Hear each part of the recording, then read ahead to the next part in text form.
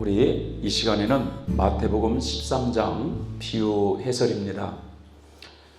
지금까지 우리가 성경의 핵심 진리 입문에서부터 시작해서 교회시대 이긴 자들, 영계의 구조와 실상, 죄론, 그 다음에 속죄론, 또 성화된 성도들의 생애, 또 성장론, 그래서 지금까지 이렇게 7과목을 살펴보게 되었습니다. 자, 이 시간에는 이 마태복음 13장의 비유 해설을 통해서 지금까지 공부했던 모든 말씀들을 종합 정리해 보도록 하겠습니다. 이 마태복음 13장 비유 해설은 성경 전체가 함축되어 있다고 해도 과언이 아닙니다. 마태복음 13장에는 7가지 비유가 있습니다. 근데 이 7가지 비유의 말씀을 해석함으로써 계시록에서 가장 핵심되는 14만 4천과 666이라고 하는 이 말씀을 깨닫는 데 아주 중요한 진리가 마태복음 13장 비유 해설에 담겨져 있습니다. 그래서 이제 마태복음 13장 그 비유 해설을 하나하나 연구해 보도록 하겠습니다. 먼저 첫 번째로는 이제 이 씨 뿌리는 비유입니다. 이 씨 뿌리는 비유. 예수님께서 호숫가에 나가시자 사람들이 모여들기 시작했습니다. 그래서 그들을 향해서 씨 뿌리는 비유의 말씀을 하시는데 사실 제자들은 이 비유의 말씀을 잘 알아듣질 못했습니다. 그러자 또 예수님이 재해석해 주는 그런 내용들이 나오죠. 자, 먼저 우리 씨 뿌리는 비유 3절부터 9절까지를 한번 읽어보겠습니다. 우리 다 같이 한번 성경을 펴시고 여기 있네요. 한번 읽어보겠습니다. 시작. 예수님께서 비유로 여러 가지를 저희에게 말씀하여 가라사대 씨를 뿌리는 자가 뿌리러 나가서 뿌릴새 더러는 길가에 떨어지매 새들이 와서 먹어버렸고 더러는 흙이 얇은 돌밭에 떨어지매 흙이 깊지 아니하므로 곧 싹이 나오나 해가 돋은 후에 타져서 뿌리가 없으므로 말랐고 더러는 가시떨기 위에 떨어지매 가시가 자라서 기운을 막았고 더러는 좋은 땅에 떨어지매 혹 100배, 혹 60배, 혹 30배의 결실을 하였느니라. 귀 있는 자는 들을지니라 하시니라. 아멘. 이 말씀을 제자들이 못 알아듣으니까 예수님이 재차 해석을 해주는 부분이 바로 18절부터 23절입니다.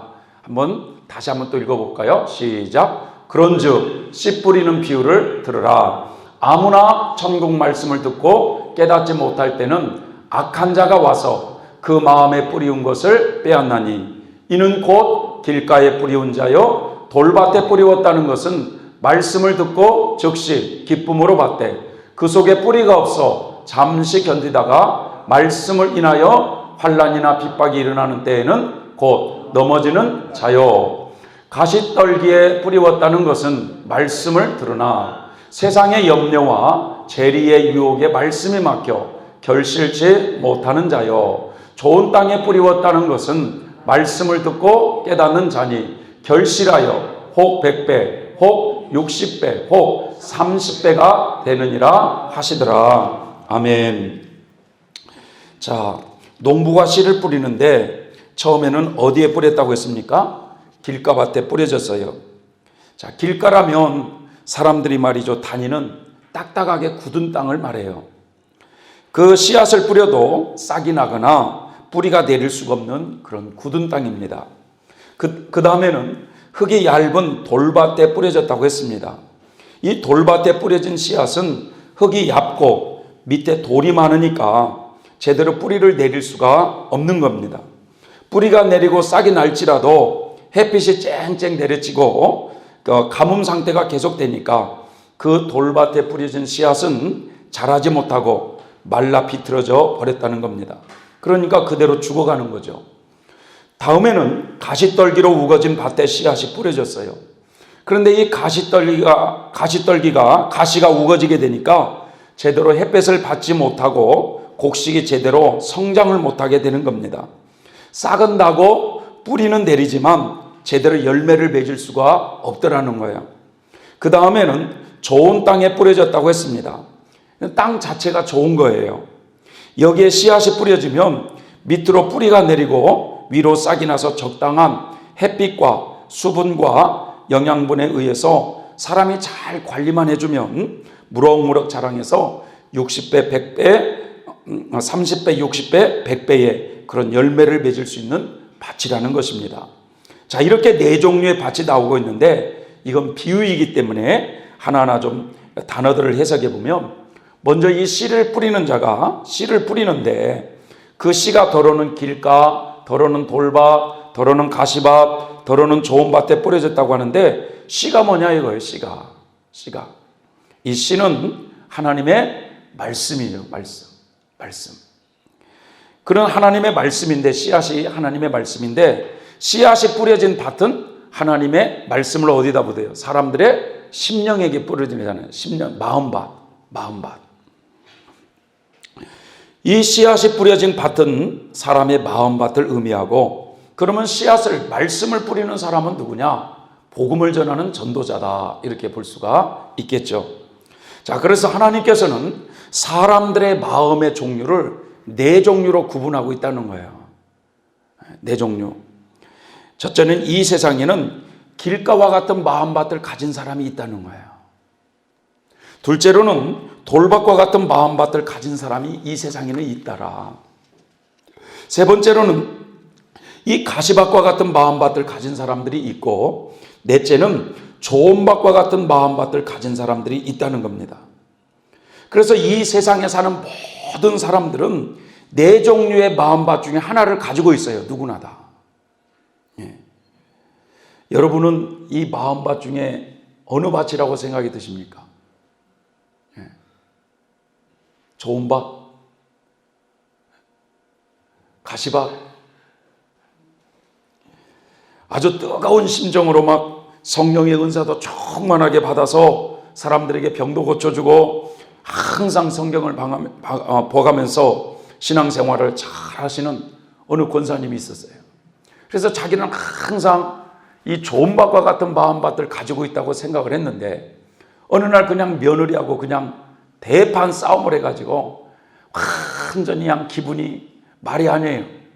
그럴 때 권사님은 무슨 밭 같아요? 라고 하면은, 아이고, 저는요 길가밭이나 돌밭이에요, 이렇게 말을 한다고 그래서, 그럼 그 사람이 그 감정에 따라서 사람은 그렇게 생각하기 쉬운데, 우리가 길가라고 하든 돌밭이라고 하든 가시밭이라고 하든 좋은 밭이라고 하든 하나님은 전지전능하신 분이기 때문에 내가 어떤 밭에 해당하는지를 정확히 알고 계신 분이셔요. 하나님은 사람들이 어떤 마음밭을 가지고 있는지 정확하게 확인하기 위해서 처음에는 길가신지 아닌지를 시험하세요. 그래서 그 시험에 합격을 하면 두 번째로는 돌밭인지 아닌지 또 시험을 해봐요. 거기서 또 합격을 하면 저 사람이 가시밭인지 아닌지 또 시험해봐요. 근데 거기서도 또 합격을 하면 하나님께서 이제 좋은 밭인지 아닌지를 시험하셔서 이제는 좋은 밭과 같은 그런 심령을 가진 성도들을 하나님은 골라내셔요. 그래서 그분들에게 하나님의 중요한 복음 사역을 맡기신다는 거예요. 이것은 마치 사사시대에 그 미디안 군대와 전쟁을 하러 나갈 때 24,000명이 모였는데 그 전쟁에 막 두려워하고 그런 사람은 돌려보내지 않습니까? 그러나 결국 나중에는 그 물 먹는 시험을 통해서 300명만 고르지 않습니까? 이와 마찬가지로 하나님은 단계를 시험하셔서 결국은 좋은 밭을 가진 사람들을 고르셔가지고 그들을 통해서 하나님의 복음 사업에 사용하시더라라는 것이 이 씨 뿌리는 비유에서 말하고자 하는 거예요. 자, 이제 이 구체적으로 네 가지 마음밭을 한번 살펴보겠습니다. 여러분, 우리 3절 4절을 한번 3절 4절을 다 같이 읽어보겠습니다. 시작. 예수님께서 비유로 여러 가지를 저희에게 말씀하여 가라사대 씨를 뿌리는 자가 뿌리러 나가서 뿌릴새 더러는 길가에 떨어지매 새들이 와서 먹어버렸고. 자, 이 부분의 예수님의 해석을 다시 한번 읽어볼까요? 19절 시작. 아무나 천국 말씀을 듣고 깨닫지 못할 때는 악한 자가 와서 그 마음에 뿌리운 것을 빼앗나니 이는 곧 길가에 뿌리운 자요. 복음 전도자를 통해서 하나님의 말씀을 사람들에게 복음을 전하기 시작하는데, 그 말씀이 길가와 같은 마음밭을 가진 사람들의 그 특징을 보면 어떻게 되겠어요? 그 길가와 같은 마음밭을 가진 사람에게 복음의 씨를 뿌리면 어떻게 되느냐? 이 길가와 같은 마음밭을 가진 사람들은요, 마음이 완고해요. 이미 마음이 굳어져 있어요. 도저히 그 사람에게는 뿌리를 내릴 수가 없어요. 그래서 이런 사람들은요, 복음을 그렇게 완강하게 거부하거나 듣기 싫어합니다. 그 길가와 같은 마음밭에 복음의 씨앗이 뿌려져도 악한 자가 와가지고 그 씨앗을 먹어버린 것처럼, 마귀가 사람들의 마음에 뿌려진 그 하나님의 말씀을 믿을 수 없도록 의심을 주거나 방해해서 결국 구원을 못 받게 하더라 이거예요. 이런 마음밭을 가진 사람들은 신앙을 받아들이지 않죠. 하나님을 거부하는 사람들이에요. 복음 전도자가 예수 믿고 구원 받으세요, 예수 믿으세요 하면은 말이죠, 그 예수 믿게 하는 그 전도자들을 막 욕하고 말이죠. 때로는 막 거부하고 말이죠. 하나님은 누구에게나 복음을 들을 수 있는 기회를 주셔요. 그런데 길가와 같은 이 사람들은 복음을 거부하는 사람들이에요. 하나님의 복음을 거부하면서, 그걸 거부하면 그 영혼은 어디에 갑니까? 죽으면 장차 어디에 가요? 지옥에 갈 수밖에 없어요. 그래서 오늘날 말이죠, 요 불신자들이 바로 길가와 같은 마음밭을 가지고 있는 사람들이에요. 우리가 성장론에 배웠으니까 이 성장론의 측면에 보면 이 길가와 같은 마음밭은 싹이 났어요, 안 났어요? 안 났죠. 그러니까 아직 출애굽이 안 된 바로 출애굽 전의 사람들이라 이거죠. 출애굽하기 전. 스가랴서 13장 8절에서 9절에 보면 3분의 2가 멸절한다고 그랬잖아요. 그러니까 이 길가와 같은 마음밭은 3분의 2와 같은 그런 하나님으로부터 멸절될 그런 사람들이에요.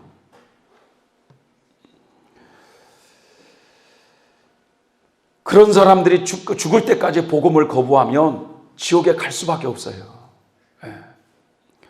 여러분, 존 버년이라고 하는 사람이 유명한 책이 뭐죠? 존 버년의 철로역정이죠. 철로역정은 한 기독도가 장망성에서 빠져나와서 천성을 향해서 가는 신앙의 여정을 기록하고 있잖아요. 근데 그분이 또 쓴 책 하나는 또 뭐냐? 악인 씨의 삶과 죽음이라는 책이 있어요. 악인 씨의 삶과 죽음.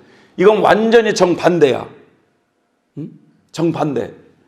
그러니까 이 악인 씨가 태어나서 말이죠, 죽을 때까지 그렇게 복음을 많이 들을 수 있는 기회를 주시는데 거부해서 결국 지옥에 들어가는 이 악인 씨의 삶과 죽음이라는 책이 있어요.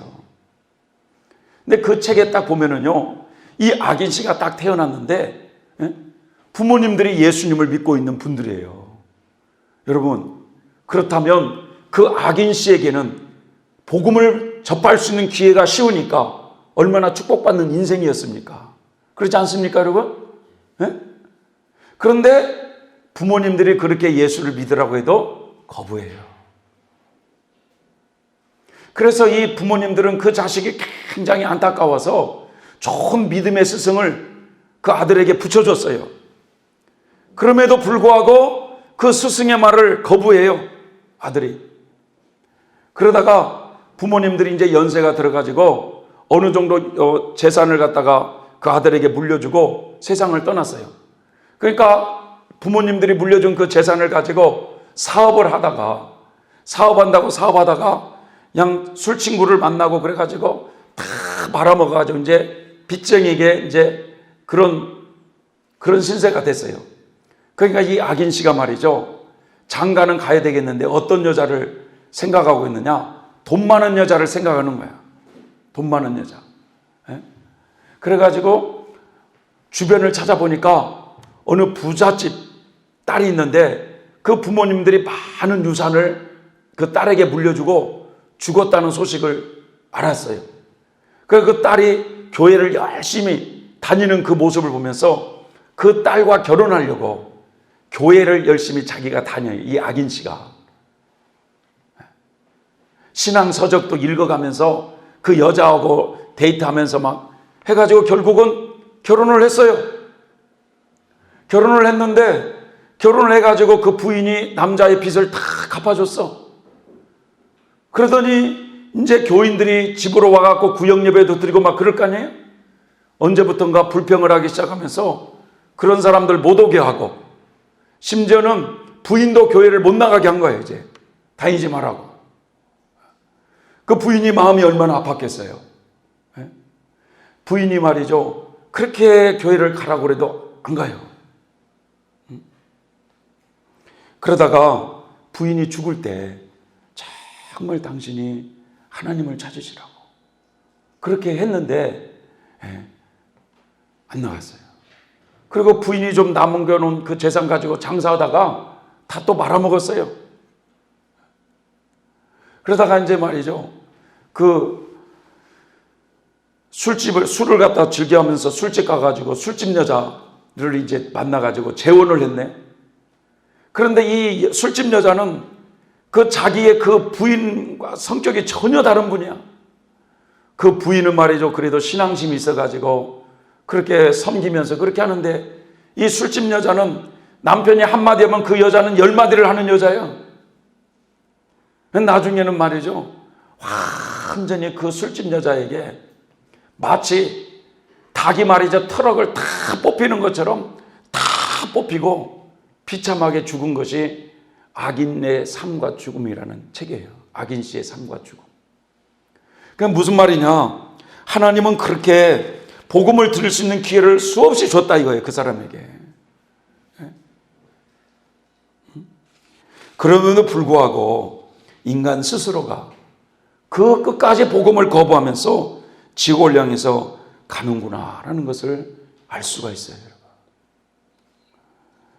그런데 여기서 우리가 주의할 점은 뭐냐면 어떤 사람이 지금 내가 예수를 믿는데 막 핍박하고 교회에 대해서 비방하고 복음을 완고하게 거부하고 살아간다고 하면 우리는 어떻게 생각해요? 저 사람은 길가구만. 길가야 저건. 라고 쉽게 단정을 해서는 안 된다는 거예요. 왜냐?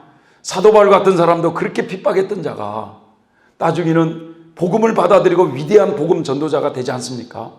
그래서 우리는 죽을 때까지 그 사람이 그 죽기 직전에도 회개하고 복음을 받아들일 수가 있기 때문에 우리는 사람을 쉽게 단정해서는 안 된다는 거죠.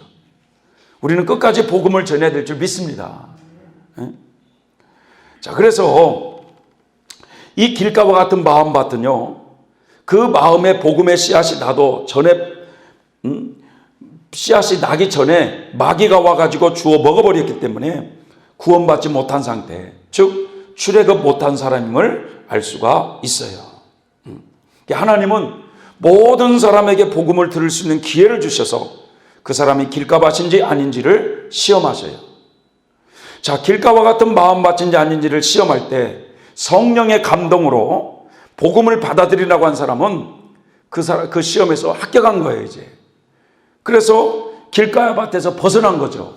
그래서 이제 그 사람이 이제 돌밭인지 아닌지를 하나님이 또 시험해 보더라 이거예요. 자, 보세요. 돌밭은 어떤 것인지. 시작. 더러는 흙이 얇은 돌밭에 떨어지매 흙이 깊지 아니하므로 곧 싹이 나오나 해가 돋은 후에 타져서 뿌리가 없으므로 말랐고. 자, 20절부터 21절 예수님 해석을 볼까요? 돌밭에 뿌리웠다는 것은 말씀을 듣고 즉시 기쁨으로 받되 그 속에 뿌리가 없어 잠시 견디다가 말씀을 인하여 환난이나 핍박이 일어나는 때에는 곧 넘어지는 자요. 이렇게 이게 잘 확 안 나오네요. 넘어지는 자예요. 자, 여러분, 돌밭에 뿌리웠다는 것은 말씀을 듣고 즉시 기쁨으로 받아가지고 싹이 나왔다는 거예요. 그런데 그 속에 뿌리가 없어 잠시 견디다가 말씀으로 인하여 환난이나 핍박이 일어난 때는 넘어지는 자요라고 그랬어요. 자, 그러니까 돌밭과 같은 마음밭을 가진 사람들은요, 말씀을 듣고 기쁨으로 받아들여 싹이 나왔다는 거예요. 싹이 나왔다고 하는 것은 성령의 감동으로 출애굽을 했다, 이런 뜻이거든요. 구원 체험을 한 거예요, 이분은. 그래서 이제 하나님이 주신 그 기쁨을 가지고 열심히 신앙생활을 해보려고 하는데, 어느 날부턴가 교회 다니는 것 때문에 사람들이 핍박하고, 가족이 핍박하고, 뭐 남편이 핍박하고, 이런저런 환난이나 핍박이 다가오면 믿음의 뿌리가 깊지 않아서 곧 넘어지는 자요 진리를 배반한 자라라고 말하고 있어요. 그러니까 이러한 사람들의 특징은 뭐냐? 예수 믿으면 복 받는다고 그랬는데 왜 이렇게 나에게 어려움이 생길까? 그래서 하나님에 대해서 원망 불평을 하는 그런 그러면서 신앙을 버리는 사람들이에요. 여러분, 분명히 말이죠, 이 성장론 쪽으로 보면은 그 싹이 나왔다는 것은 출애굽을 했다는 거잖아요. 출애굽을 해가지고 믿음 생활을 이제 시작을 했는데, 하나님이 그 사람이 이제 그러면 돌밭인지 아닌지를 잠시 시험해 보는 거야. 그래서 환난 핍박으로 시험해 본다고 그랬으니까 요 시험이 무슨 과정이에요? 첫 번째 연단 과정이라는 걸 알 수 있죠. 첫 번째 연단 과정. 이해가 되십니까? 예? 그래서 이런 첫 번째 연단 과정에 이 시험을 지나면서 어려움도 와도 믿음을 잃지 않고 잘 인내하면서 이런 연단의 과정을 잘 통과하면 하나님께서 또 육신적으로도 형통한 과정으로 풀어줄 것인데 그만 이 돌밭인지 아닌지 시험하는 이 과정에서 그냥 넘어져 버리더라 이거죠. 자, 사람의 마음이 그 사람의 돌밭인지 아닌지 시험하는 기간도 우리가 성장론을 배워서 보면 알 수 있지만, 하나님이 그 사람이 돌밭인지 아닌지 시험하는 기간도 어떤 사람은 10년 이상 걸린 사람도 있다고 그랬잖아요. 또 어떤 사람은 7, 8년 정도 걸리는 사람도 있고, 빨리 달려간 사람은 3, 4년 만에 이런 과정을 통과하는 이런 사람들도 있더라라고 우리가 살펴봤어요. 그런데 이렇게 환난 시험으로 넘어져 가지고 신앙을 포기해 가지고 다시금 세상으로 돌아가 버린 사람들이 주변에 많이 있습니까, 없습니까? 많이 있죠. 그런데 그런 사람들이 죽을 때까지 주님 앞에 돌아오지 않고 죽는다면 어디 갈까요? 그분들은 지옥 갑니다. 그렇지만 죽음 직전이라도 회개하고 주님 앞으로 돌아오면 구원받을 수가 있어요. 한동안 교회에서 열심히 신앙생활을 해가지고 교회에서 집사 직분도 받아가지고 교회 생활을 잘하던 성도가 말이죠, 자식이 어느 날 교통사고로 죽은 거야. 그러자 이 집사님이 그만 신앙에 실족이 돼버렸어요. 저 사람이 돌밭인지 아닌지 하나님이 시험하실 때 그 환난으로, 자식이 죽는 환난으로 그만 실족이 돼버렸어요. 하나님이 어떻게 나에게 이럴 수가 있느냐. 그래서 그 뒤로 신앙생활을 딱 끊었어요. 그렇게 생활하기를 여러분 1년도 아니고 20년이라는 세월이 그렇게 지나버렸어요. 그러다가 우연히 차를 타고 가는데 우연히 그 차 안에서 이런 찬양이 나오는 거예요. 멀리 멀리 갔더니 저량하고 고나요 슬프고 또 외로워 정처 없이 다니니 예수 예수 내 주요 지금 내게 오소서 떠나가지 마시고 길이 함께 하소서. 그날따라 그 찬양이 자기 마음에 와닿는 거예요. 그러면서 어떤 생각을 하냐면 내가 이렇게 오랫동안 하나님을 떠나 있어도 하나님이 나를 기억하시고 다시 부르시나 보다 하면서 그렇게 눈물을 흘리면서 다시금 교회를 가는 이런 집사님도 있어요. 여러분, 어느 부부가 함께 교회 생활을 이렇게 열심히 했는데 남편이 그만 그 교회에서 다른 여자하고 눈이 맞아가지고 바람이 나버렸네. 그러니까 이 여자분이 실족을 해버렸어요. 남편이 믿는 그런 하나님은 내가 믿지 않겠다. 실족을 해버렸어요. 지금까지도 안 나와요.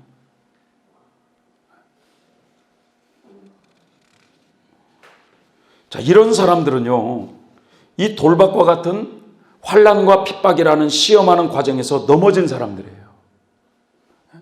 자, 그런데 이런 사람들이 죽을 때까지 하나님 앞으로 돌아오지 않는다면 지옥에 가게 되는데, 죽음 직전이라도 회개하고 하나님께 돌아오는 영혼이라면 부끄러운 구원을 받아 천국에 갈 수 있어요.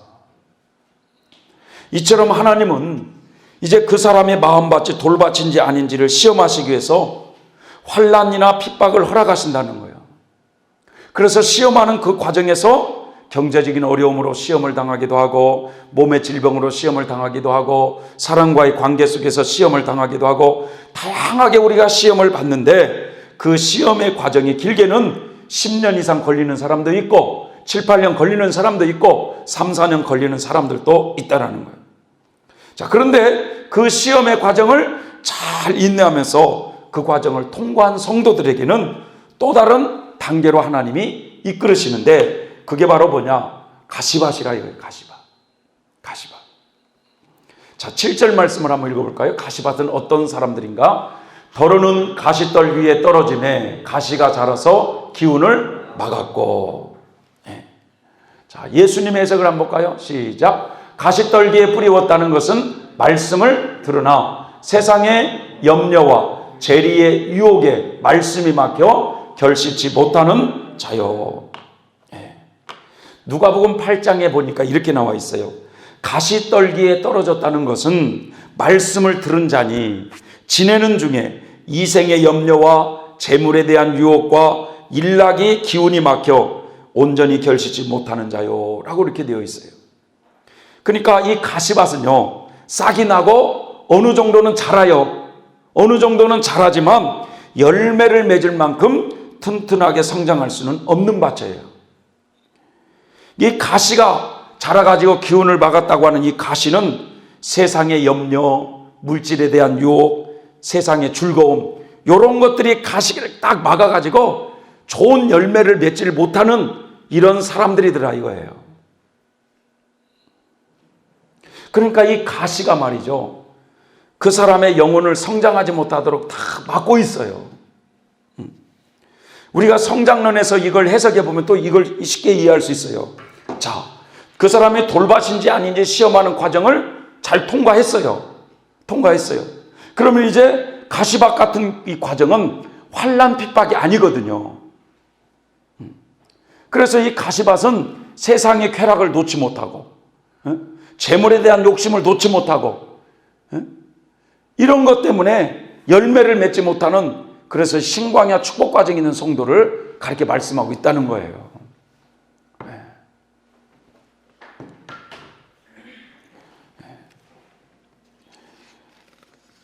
이 신광야의 축복 과정에 있는 성도들의 특징은 뭐냐? 여러분, 사실 어찌 보면은 이런 육적인 축복 과정에서 사람들이 많이 걸러 넘어집니다. 왜냐? 그게 좋은 거야. 영적인 것보다 육적인 게 더 좋은 거야. 아직도 세상에 좋습니까? 아직도 돈이 좋습니까? 좋지는 않아도 있어요. 그래요. 그러니까 이 과정에 있는 사람들의 특징은 뭐냐면 하나님의 영광을 위해서 살겠다고 고백은 해요. 하면서도 이 세상 욕심이 자리를 잡고 있기 때문에 예수를 믿어도 뭐예요? 남보다 더 잘 살아야 되고 더 좋은 집에서 살아야 되고 꼬리가 되기보다는 머리가 되어야 한다는 이런 기복적인 신앙에 많이 잡혀 있다 이거예요. 예를 들어서요, 환난 핍박을 받을 때 첫 번째 이 시험의 과정을 통과할 때는요, 겨우겨우 월세방에 살았어요. 월세방에서. 그래서 이제 여기서 막 기도할 때 어떤 기도를 하느냐, 하나님 정말 전세방 하나만 있으면 감사하겠습니다. 이렇게 이제 막 기도를 많이 한단 말이죠. 그래서 하나님께서 이제 어느 정도 단계가 되니까 물질적인 것도 좀 풀어줬어요. 그래가지고 이 신광야 과정에서 이 사람의 욕심이 전세방이면은 감사하겠다고 했던 그 사람이 이제는 기도가 바뀌었어요. 하나님, 하나님의 백성이 전세가 뭐예요 이게? 너무 부끄러워요. 집안채를 주세요. 라고 이제 이렇게 욕심이 커져가는 거예요. 그것도 집도 최고로 좋은 집을 주세요. 아파트를 주세요. 돈 100원 벌면은 100만 원, 돈 10만 원 벌면은 100만 원 벌고 싶고 100만 원 벌면은 1000만 원 벌고 싶고 인간의 욕심이 한도 끝도 없어요. 한도 끝도. 그래가지고 말이죠. 무슨 사업이나 재물이나 막 이런 사업이나 한답시고 말이죠. 재물에 손해보지 않으려고 주일 성수도 점점 멀리하고 하나님을 섬기는 일을 소홀해져 가면서 이 돈 버는 것이라면 눈에 불을 켜고 앞장서서 나서는 그런 세상 욕심이라고 하는 이 가시에 막혀가지고 신앙이 열매를 맺지를 못하는 거예요. 그런데 이런 축복 과정이 있어도 말이죠. 이런 축복 과정이 있어도 이런 사람들이 있어요. 하나님, 저는 주님 한 분으로 충분합니다. 세상의 모든 것은 배설물입니다. 저는 오직 하나님의 나라와 그의 의를 구하겠습니다. 하나님이 축복을 안 주신다 할지라도 저는 주님을 따르겠습니다. 라고 고백하면서 영적인 것을 그렇게 꾸준하게 추구하게 되면 그 사람은 가시밭과 같은 밭에서 합격한 거예요. 합격한 거예요. 근데 여기 오신 분들을 보면은 가시밭에서 여러분 워낙 돈을 좋아하기 때문에 거기서 돈을 주면은 안 나오니까 사업도 망하게 하고 뭐 이렇게도 하면서 하나님이 불러내셔. 네. 여러분들이 스스로 포기할 사람들은 아니잖아요.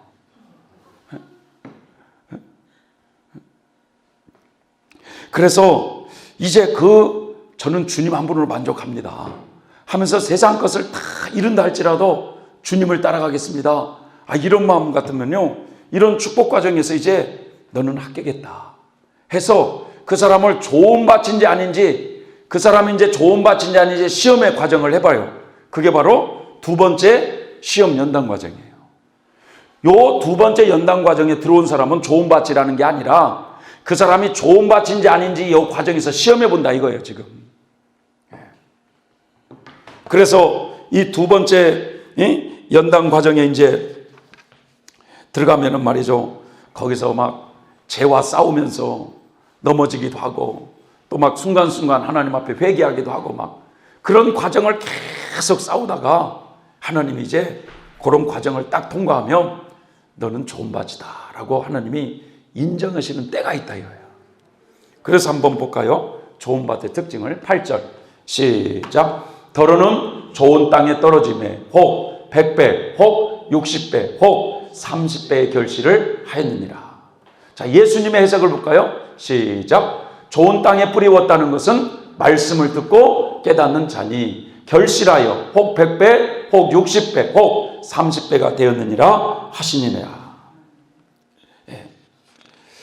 그러니까 하나님께서는 성도들의 마음밭에 말씀의 씨앗을 뿌려놓고 그 씨앗이 잘 자라서 열매를 요구하잖아요. 열매를. 요한복음 15장 8절에도 너희가 과실을 많이 맺으면 내 아버지께서 영광을 받을 것이요 너희가 내 제자가 되리라 라고 했습니다. 이처럼 좋은 밭과 같은 마음밭을 가져야만 열매를 풍성하게 맺을 수가 있게 된다는 거예요. 그래서 저 사람이 좋은 밭인지 아닌지 확인하기 위해서 두 번째 연단 과정인 여기를 시험해 본다, 여기서. 그래서 요 두 번째 연단 과정을 딱 마쳐야 여러분 좁은 문에 딱 들어오면 이제 말이죠, 하나님은 그에게 좋은 밭으로 인정을 해준다, 인정.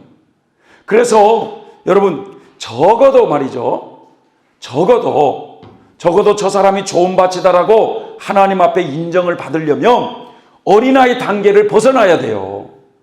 두 번째 연단 과정까지는 통과해야 좋은 밭이 되는 거야. 그래서 말씀을 전할 때 맨날 조는 사람은 좋은 밭이 아니지. 그러지 않겠어요? 또 근데 밥 먹을 때는 또 안 졸아요. 근데 그래서 이 성경에 보니까 어린아이 단계가 있고 또 뭐가 있어요? 청년의 단계가 있고 아비들의 단계가 있다고 그랬잖아요. 그러니까 결국은 우리가 어린아이의 단계를 벗어나야 하나님은 좋은 밭으로 인정을 해주더라, 이거예요. 인정을. 이해되십니까? 자, 그래서 이제 결국은 좁은 문으로 들어와야 이제 청년의 단계가 되면서 이제 본격적으로 말이죠, 좋은 밭이 되기 위해서 여기서 어떤 과정을 통과해야 되느냐, 자기를 부인하고 십자가를 지고 주님의 길을 따라야 되는 이런 삶을 살아야 되는 거예요, 이제. 그래서 이 좋은 밭이 되는 성도들의 특징은 뭐냐? 저 사람은 참 좋은 밭이다. 사람이 그렇다고 해서 좋은 밭이 아니죠? 하나님이 인정해 주셔야 되는데, 좋은 밭과 같은 성도들의 특징은 뭐냐? 여러분, 세상보다 하나님을 더 사랑하게 되어 있어요. 하나님이 기뻐하시는 일이라고 한다면 자신이 손해를 보더라도 기꺼이 그런 일을 하게 되어 있어요. 그래야 좋은 밭이에요.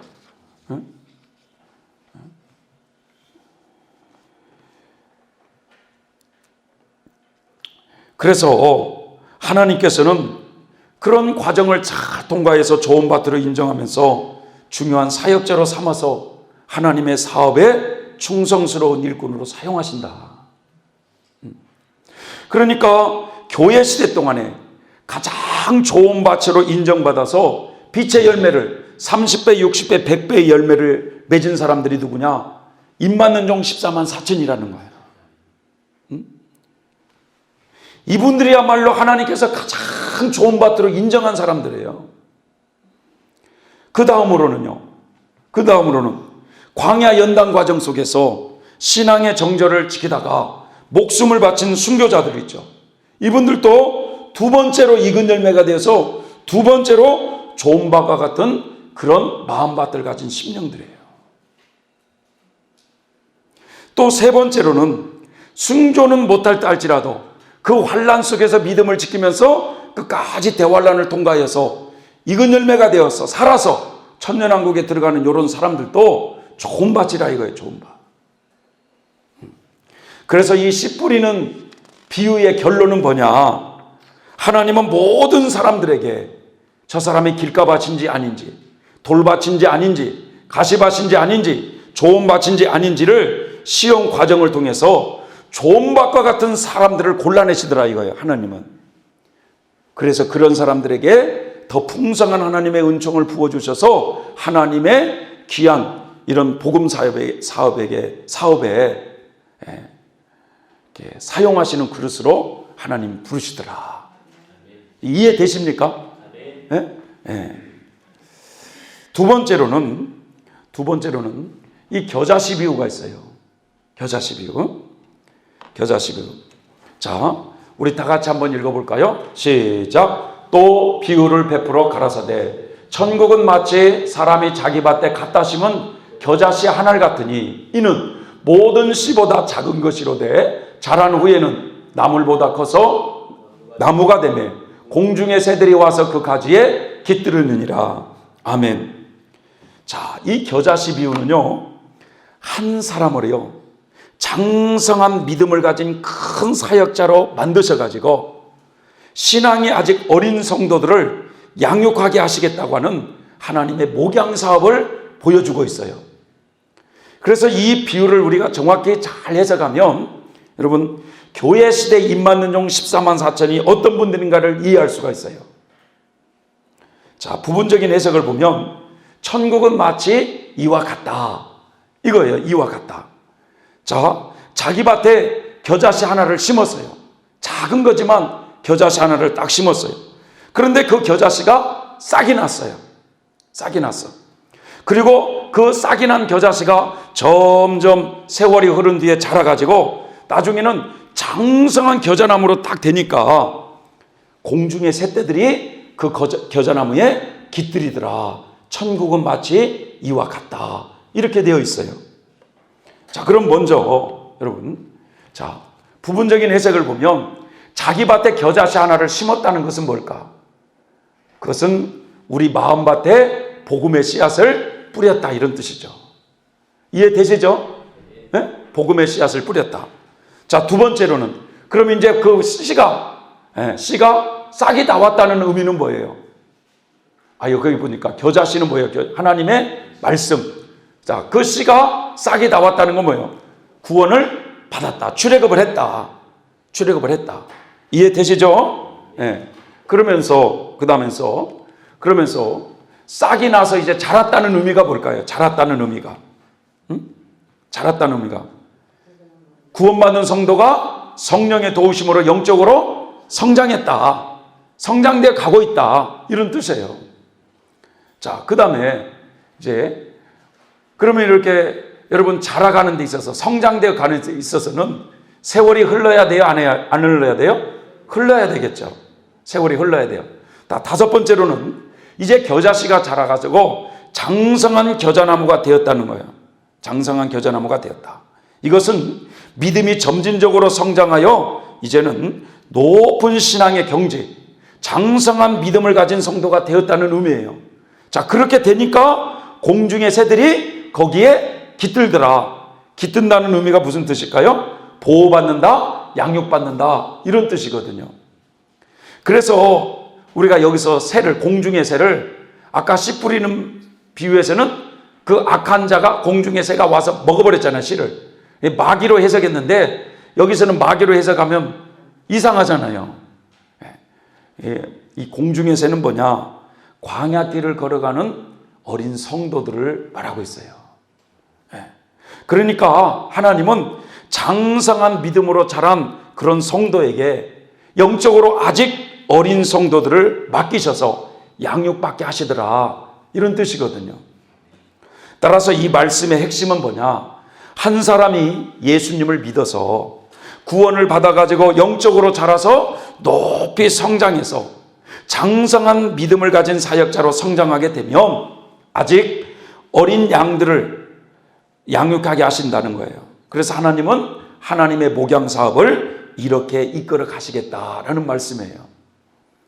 자, 예를 들자면요. 예를 들어서 여러분, 예수님의 12 제자들을 예수님은 3년 동안 아주 집중적으로 제자 훈련을 시키셨어요. 그래서 이 3년 만에 예수님의 12 제자들은 장성한 겨자나무로 성장한 거야. 자, 장성한 겨자나무로 성장하니까 예수님이 승천하시기 전에 베드로에게 뭐라고 말씀하니? 뭡니까? 네가 나를 사랑하느냐? 라고 하시면서 내 양을 먹이라고. 그렇게 양을 맡기지 않습니까? 그러니까 이렇게 장성한 겨자나무와 같은 장성한 신앙으로 성장한 사역자를 만드셔서, 곧 목자로 만드셔서 하나님의 어린 양들을 양육하도록 하시겠다는 하나님의 목양 사업을 말씀해 주고 있다는 거예요. 자, 그러면 이제부터 여기서 중요한 건 뭐냐? 장성한 신앙으로 성장했다고 하는 것이 무엇을 의미하느냐 이거예요. 어떤 것이냐? 어디까지 성장하여 장성한 신앙으로 성장했다고 말을 하느냐? 교회 생활을 처음 해보니까 평신도에서 어느 날 집사를 줬더니 어느 날 또 권사를 줘, 또 장로를 줘, 나중에는 목사가 돼. 그게 장성한 겨자나무로 성장한 거예요? 교회 직분을 가지고 성장을 말할 수가 없거든요. 오히려 목회자보다도 평신도가 더 믿음이 훌륭한 사람도 많이 있어요. 이 장성한 신앙을 가지게 됐다는 의미를 우리가 바르게 알기 위해서는 히브리서 5장을 봐야 돼요. 히브리서 5장. 저기를 보세요. 히브리서 5장 13절부터 14절 말씀을 한번 큰 소리로 한번 읽어볼까요? 시작. 대저 젖을 먹는 자마다 어린아이니 의의 말씀을 경험하지 못한 자요, 단단한 식물은 장성한 자의 것이니 저희는 지각을 사용함으로 연단을 받아 선악을 분별하는 자들이니라. 아멘. 이 말씀에 보면요, 장성한 신앙을 가진 사람들의 특징이 나오고 있어요. 첫 번째로는 그들은 지각을 사용하여 지식을 가지고 연단을 받아야 된다는 거예요. 연단을. 그러니까 연단을 많이 받은 사람은 성장한 사람이에요. 성장한 사람. 예? 그래서 선악을 옳게 분별을 하더라는 거예요. 연단을 받아서 선악을 옳게 분별하는 자, 영적인 것과 육적인 것을 정확하게 분별한다는 거예요. 여러분, 이것은요, 연단을 받아야만이 가능한 거예요. 연단을. 영적인 훈련을 받지 않고는 절대로 선악을 분별할 수가 없습니다. 어떤 목사님께서 식사를 하는데 반찬이 좀 입에 맞질 않으면 사모님에게 말이죠. 아니, 반찬이 이게 좀 뭐냐고 좀 맛있게 좀 만들어 보라고 좀 짜증스러운 표정으로 말을 했어요. 그러고 나서 또 강단에서는 여러분, 우리는 정과 욕을 십자가에 못 박아야 됩니다. 정과 욕을 십자가에 못 박아야 됩니다. 라고 이렇게 증거했다면 그 목사님이 선악을 지금 분별하고 있는 것일까요? 아니라는 거예요. 설교에서는 정과 욕을 십자가에 못 박아야 된다고 말은 하지만 정욕이 뭔지를 모르고 있는 거예요, 지금. 여러분, 이 반찬 때문에 지금 투정하고 있는 이 모습이 정욕에 지배받고 있는 모습이라는 걸 모르고 있어요, 지금. 그 반찬 때문에 투정하고 있는 그 모습이 뭘까요? 식욕이라고 하는 정욕이 이걸 만족을 못하니까 짜증이 나는 거예요. 그러면서도 정욕은 십자가에 못 박으라고 또 말을 하는 거예요. 그러니까 무엇이 영적이고 육적인 것을 잘 분별이 되지 못하고 있다는 거죠. 우리 사람들은 말이죠, 큼직한 죄만 가지고 선악을 분별하는 경우가 많습니다. 그러나 우리가 영적으로 더 성장하면 성장할수록 하나님은 세밀하게 작은 죄까지도 발견하게 하셔서 철저히 참회 생활을 해야만 우리 믿음이 성숙되어 가게 되어 있어요. 그의 나라와 그의 의를 구하라는 기도는 잘하시면서도 삶 속에서는 세상적인 즐거움을 쫓고, 그러면 아직 말씀이 완전히 생활화되지 못한 거예요, 이게. 그러니까 아직 영적으로 신앙이 자라지 않았다는 거죠. 자, 그러면 신앙의 원리를, 성장의 원리를 한번 볼까요? 히브리서 6장 1절부터 2절 말씀을 한번 먼저 보겠습니다. 자, 읽어볼까요? 우리 다 같이 시작. 그러므로 우리가 그리스도의 도의 초보를 버리고 죽은 행실을 회개함과 하나님께 대한 신앙과 세례들과 안수와 죽은 자의 부활과 영원한 심판에 관한 교훈의 터를 다시 닦지 말고 완전한 데 나아갈지니라. 이 말씀에 보면 신앙의 초보에 대해서 말씀하고 있어요. 신앙의 초보. 그런데 성경은 이 신앙의 초보에만 머물러 있지 말라고, 영적으로 더 완전한 경지로 들어가라고 촉구하고 있는 말씀입니다. 그러면 신앙생활의 초보가 뭐냐? 초보 단계가 뭐냐? 죽은 행실을 회개하는 것. 하나님께 우리가 범죄할 때 그게 죽은 행실이거든요. 그러니까 우리가 죄 지으면 회개해야 된다는 걸 알고 있잖아요. 또 하나님께 대한 신앙, 하나님 살아계심을 알고 있잖아요. 또 교회 다니면 세례 받아야 된다는 거, 또 안수 받는 거, 죽은 후에 부활이 있다고 하는 거, 영원한 지옥이 있다고 하는 거, 이런 것은 초보적인 신앙에서 경험하는 거라는 거예요. 그런데 여기에만 머물러 있지 말고 완전한 대로 나아가라 라고 지금 촉구하고 있어요. 자, 그러면서 3절을 한번 볼까요? 3절 시작. 하나님께서 허락하시면 우리가 이것을 하리라. 하나님께서 허락하셔야 완전한 길로, 초보적인 과정에서 벗어나서 완전한 길로 나아갈 수가 있다는 거예요. 그래서 하나님께서 허락하시면 우리가 이제 이렇게 이런 것을 완전한 경지로 나아가면서 경험하게 되는 것이 뭐냐? 그게 바로 4절부터 5절의 말씀입니다. 4절부터 5절 시작. 한번 비침을 얻고 하늘의 은사를 맛보고 성령에 참여한 바 되고 하나님의 선한 말씀과 내세의 능력을 맛보고. 그렇게 이 말씀에 보면 완전한 경지로 나아가라는 하나님의 말씀에 순종해서 철저하게 그렇게 하나님의 나라와 의를 구하는 사람이라면 하나님께서 이런 경험을 허락해 준다는 거예요. 이런 경험이 뭐냐? 첫 번째로는 한 번 비침을 얻는 경험을 맛본다는 거예요. 한 번 비침을 얻는 경험이라고 하는 것은 이스라엘 백성들의 그 모형적 진리로 말하면 그게 바로 가나안 땅을 정탐하고 돌아오는 내용이에요. 요 한 번 비침 있죠? 히브리서에 요게 바로 뭐라고 그랬어요? 가나안 땅을 정탐하고 돌아온 거. 이게 하나님은 빛이시잖아요. 그 하나님의 빛을 한번 경험한다는 거예요. 광야에서 완전한 경지로 나아가는 과정에서 경험한다. 그 말은 이스라엘 백성들에게 하나님이 애굽 땅에서 불러내셔 가지고 저 적과 꾸리는 가나안 땅을 주시기로 약속했는데 광야에서 그 가나안 땅이 어떤 땅인가를 한번 맛보고 오는 경험이었잖아요. 맛보고 왔잖아요. 기뻤어요? 안 기뻤어요? 기뻤죠. 그게 가나안 땅 정탐이라 이거예요. 정탐. 그래서 이 가나안 땅을 정탐하고 이제 여기서 이제 기쁨으로 돌아와 가지고 광야길을 쭉 걸어가면서 이제 하나님께서는요 하늘의 은사를 부어줘요.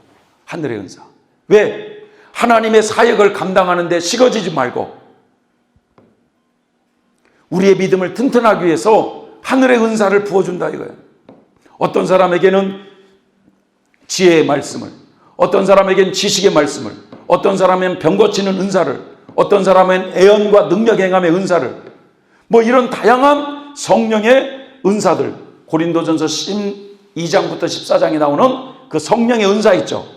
그런 은사들을 부어주셔요. 그러면서 쭉 성장하다가 거기에 또 이제 쭉 성장하다가 그렇게 성장하다가 뭐라고 말씀하고요? 세 번째로는 성령에 참여한 바 되고라는 이 경험을 한다는 거예요. 이 성령에 참여한다라는 이 의미 속에는 뭐냐면 성령, 즉 하나님의 생명이 성도들의 영 속에 합일된다 이런 뜻입니다. 그래서 이 성령에 참여한다라는 이 말씀 속에는 신의 성품에 참여한다 그런 의미와 똑같은 거예요. 이게 그리고 나면 요 경지에 그리고 나면 여기 또 뭐라고 그랬어요? 선한 말씀과 내세의 능력을 맛보면서 성장되어 간다라는 거예요.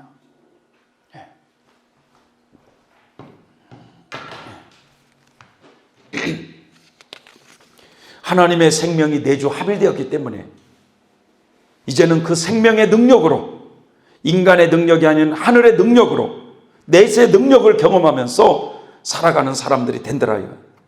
그래서 하나님의 선한 말씀은 곧 의의 말씀인데 신앙이 장성한 자가 되어야만 이러한 의의 말씀을 경험적으로 지키면서 맛보면서 성장되어 간다는 거예요.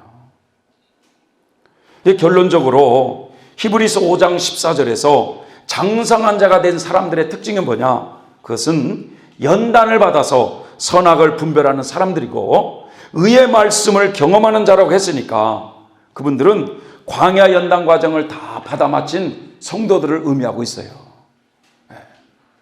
그래서 바로 광야 연단의 과정을 다 받아 마치고 이긴 자가 된 성도들, 이런 성도들을 장성한 믿음으로 성장한 사람들이다. 성경은 이렇게 말하고 있다는 거죠. 그래서 우리가 이 철로 역정을 기준으로 볼 때 말씀해 보면은 장망성에서 출발해 가지고 요 좁은 문까지가 사실 어린아이 단계죠. 초보적인 단계. 자, 좁은 문을 통과해서 요 세 번째 연단 과정을 맛보기 전까지 요 과정이 바로 청년의 단계예요. 청년의 단계. 그 다음에 요 과정을 통과해야 이제 신앙이 어른의 단계에 이렇게 이르게 되어 있어요. 그래서 장성한 믿음을 가진 성도들은 신앙이 어른이 되었다, 이런 뜻입니다. 그러니까 이러한 이치를 볼 때 장성한 겨자나무는 광야 연단의 과정을 다 마치고 가나안 땅에 들어간 아비들의 단계까지 성장한 성도들을 가리켜 말씀하고 있다.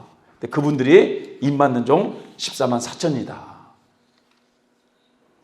그러니까 하나님은 장성한 겨자나무 그런 사람들에게 이제는 안심하고 하나님의 어린 양떼들을 맡길 수가 있는 거예요. 왜냐? 그 사람들만이 선악을 잘 분별해서 하나님의 뜻 가운데 사역을 감당하기 때문에 그렇습니다. 이 광야 성도들에게 양떼를 맡겨서 이렇게 하는 경우는 불안해요. 불안해. 때로는 말이죠, 목사도 삐져요. 화내고 삐져요. 왜? 아직 장성하지 않아가지고. 그러니까 예수님이 장성한 겨자나무 성도의 그런 사람들에게 성도를 맡겨야 예수님도 믿음직하다 이거지. 믿음직하다. 자, 예를 들어서요, 12사도들의 경우를 한번 봐봅시다. 12사도들의 경험.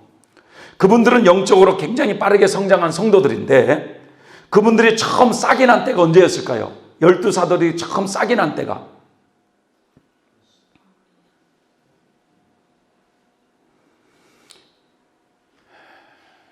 내일 얘기하실 거예요. 어부 생활을 하고 있을 때 예수님이 나를 따르라 라고 부르실 때, 그때가 처음 싹이 날 때예요. 자, 출애굽을 했다 이거죠. 근데 예수님을 따라 나설 때 그들은 배와 부친을 버리고 제자 훈련을 받으면서 장성한 겨자나무로 성장하기까지 이 광야 과정이 3년밖에 안 걸렸어요. 3년밖에. 굉장히 빨리 통과한 사람들이죠. 지금 어떤 사람은 우리는 신앙생활 30년이 돼서도 아직 광야에서 헤매고 있는데 이 예수님의 12제자들은 3년 만에 이 광야의 훈련 과정을 다 받아버렸어요. 예수님께서 이제 그래서 부활하시고 승천하시기 전에 그들에게 뭐라고 말씀하냐면 너희들은 예루살렘을 떠나지 말고 아버지가 너희들에게 약속하신 것을 기다리라는 거야. 사도행전에 보면 그러죠? 그래서 예수님이 승천하시고 난 다음에 그들이 마가의 다락방에 모여서 기도했잖아요. 120문도가 모여서 기도를 했지만 예수님의 12제자들에게 그때 성령이 참여한 바 되는, 신의 성품에 참여한 바 되는 그런 놀라운 하나님의 생명이 내주합을 되는 그런 은총을 그때 입었다는 거예요. 자, 그러고 나서 이제 그들에게 양떼들을 맡긴 거예요. 양떼들을. 그래서 양떼들을 맡겨가지고 베드로가 말이죠, 그 예루살렘 거리에서 사람들에게 예수 그리스도의 복음을 외칠 때 한 번 외치니까 3,000명이 돌아오고 또 한 번 외치니까 5,000명이 돌아오고, 그러니까 그 장성한 겨자나무라고 하는 예수님의 12제자들의 깃든 공중의 새떼들이 누구냐? 그 3,000명, 5,000명 돌아오는 영혼들이 공중의 새떼들이라 이거예요.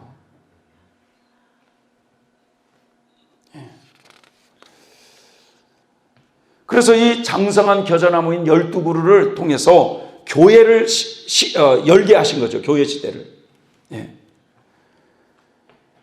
자, 하나님은요, 신약, 구약 모두를 통틀어서, 신구약 모두를 통틀어서, 여러분,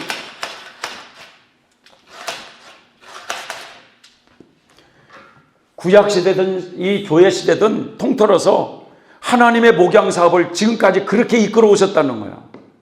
그래서 제가 성화된 성도들의 생애에서 그런 말씀 드렸잖아요. 뭔 말씀이냐? 2000년 동안 교회가 지금까지 유지될 수 있었던 것은 무슨 뭐 예배당이 크게 져가지고 존재한 것도 아니고 성도들이 헌금을 많이 해가지고 존재한 것도 아니고 하나님은 시대마다 교회가 어두워지고 타락할 때마다 하나님의 장성한 이런 사람들을 만드셔가지고 그 시대마다 빛을 비추기 위해서 교회 시대를 이끌어 오셨다고 하는 거. 자, 구약시대의 가장 대표적인 사람 모세를 한번 제가 들어보겠어요. 모세. 여러분, 모세는 120년을 사셨죠. 120년. 그런데 이 모세가 말이죠, 120년을 사셨는데 모세는 40년, 또 40년, 또 40년 이렇게 구분해 볼 수가 있어요. 그래서 처음 이 40년은 궁중생활이죠. 궁중생활. 이해되시죠? 그리고 이제 40세가 딱 되었을 때 자기 백성을 구원해 보려고 그렇게 하다가 그만 살인자가 돼 버렸어요. 그래서 하나님께서는 아직 아니다는 거죠. 그게 무슨 말이냐? 혈기 부리면서 사역을 하면 그게 하나님 보시기에 좋은 사역자 아니잖아요. 그래서 이 40년 이때 출애굽을 했지만 아직 하나님의 사람으로 쓰기에는 아니니까 광야 생활을 40년을 훈련받게 하셨어요. 그래서 모세가 80세가 되었을 때 이제 장성한 겨자나무가 돼요. 그럴 때 하나님이 모세를 부르셔가지고 애굽에서 고난받는 이스라엘 백성들을 불러내라고 구원하라고 그러고 하나님이 그들에게 약속하신 그 가나안 땅을 광야길을 이끌으라고 사명을 주셨잖아요. 이게 장성한 겨자나무가 되니까 모세에게 이스라엘 백성들을 맡기셔가지고 광야길을 이끌어가게 하셨어요. 그러니까 그 장성한 모세라고 하는 겨자나무에다가 거기에 깃든 공중의 새떼들이 누구냐? 그 광야길을 걸어가는 이스라엘 백성들이다 이거죠. 이해되시죠? 자, 그 다음에 신약의 대표적인 사람 한번, 바울을 한번 예를 들어 볼게요. 모든 원리가 다 그렇게 되어 있는데, 대표적으로, 말씀을 드려볼게요. 사도 바울은 예수님 핍박했던 사람 아닙니까? 그 예수 믿는 사람들 잡으러 가다가, 다메섹 도상에서 강렬한 하나님의 빛에 눈이 멀어가지고, 그 아나니아의 안수를 통해서 비닐이 벗겨지면서 성령이 충만할 때 출애굽을 했어요. 출애굽을 하자마자 복음을 전했지만 아직 하나님께서는 하나님의 그릇으로 사용하기는 아닌 거야. 그래서 그를 아라비아 광야에 3년을 훈련받게 하시고 그리고 다시 고향 다소로 가서 거기서 8년을 훈련받게 하셔서 11년이라는 세월을 보내요. 그러자 이 바울이 장성한 겨자나무가 딱 되니까 바나바가 그 바울을 초청해가지고 안디옥 교회에서 목회를 하다가 어느 날 하나님이 선교사로 세우지 않습니까? 그래서 바울이 제1차 전도여행을 가고요, 제2차 전도여행을 가고요, 제3차 전도여행을 가고 나중에 다시금 로마로 가서 복음을 전하고 죽을 때까지 바로 그 바울에게 복음을 들어서 예수님을 알게 된 사람들이 공중의 새떼들이다. 이 믿음의 싹이 날 때부터요, 이 장성한 겨자나무가 되기까지 모세라는 사람은 40년이 걸렸어. 40년. 그런데 사도 바울은 11년이 걸렸고 예수님의 제자는 3년 걸렸어요. 자, 이와 같이 믿음의 싹이 날 때부터 장성한 겨자나무가 되기까지는 성도들마다 기간이 다양해요. 지금 우리 권사님 같은 경우는 연세가 지금 80세인데 지금 80년의 신앙생활을 80년이 됐는데도 아직도 장성한 겨자나무는 조금 못 됐고 광야에서 지금 가고 있어요. 광야에서. 어떤 분은 50년 지금 신앙생활 하는데도 여전히 광야에서 헤매고 있는데 이렇게 믿음의 싹이 나가지고 장성한 겨자나무가 되기까지 어떤 사람은 40년이 걸리고 어떤 사람은 11년이 걸리고 어떤 사람은 3년이 걸리고 이렇게 걸렸는데 12제자가 어떻게 그렇게 빨리 장성한 겨자나무가 될 수가 있었느냐 이거예요.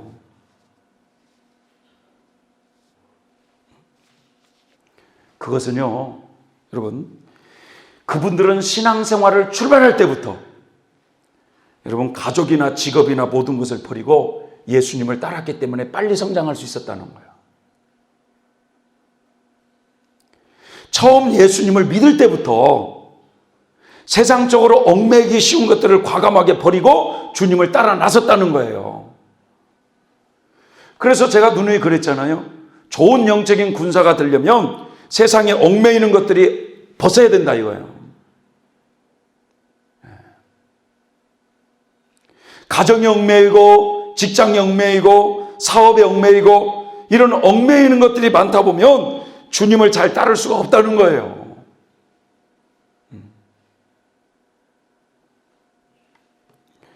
그렇게 가족이나 직업이나 모든 것을 버리고 예수님을 용사와 같이 따랐어요. 그분들은. 또 두 번째는 뭐냐? 가장 밝은 빛 대신 예수님과 동고동락을 3년 동안 했다는 거예요. 여러분, 우리가 신앙생활을 하면서 여러분, 누구와 동행을 하느냐가 굉장히 중요한 거예요. 우리 여기에 우리 조집사님, 또 우리 장성교사님, 우리 곽성교사님 이런 분들은 말이죠. 예? 여기에 참 딱 붙어 있어가지고 우리 박 목사님이나 또 좋은 이 말씀의 꼴을 먹으면서 지금 열심히 달려가는 게 이게 급속도로 성장해 가고 있는 거거든 이게.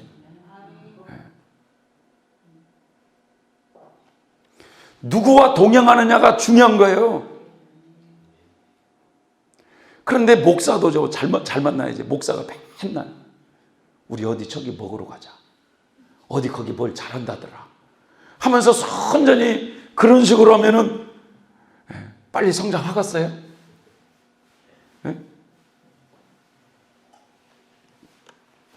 그러니까 가장 밝은 빛인 예수님을 따라다니면서 3년 동안 그 예수님을 통해서 빛을 본 거예요. 하나하나. 예수님이 원수를 만났을 때 예수님은 어떻게 하던가? 제자들은 말이죠. 사마리아를 이렇게 지나가는데 사마리아 사람들이 가지 못하도록 길을 막으니까 얼마나 화가 났으면 예수님, 우리가 하늘에서 기도해가지고 하늘에서 불을 내려가지고 죽여버리고 갑시다. 그러니까 예수님이 뭐라고 그랬어요? 참 잘도 한다. 그랬어요? 우리가 돌아가자. 원수를 만났을 때 같이 부딪히지 않냐고 돌아가더라는 거예요. 그러면서 제자들이 깨닫는 거예요. 제자들 사이에 누가 서로 높은가? 누가 더 높여줄까?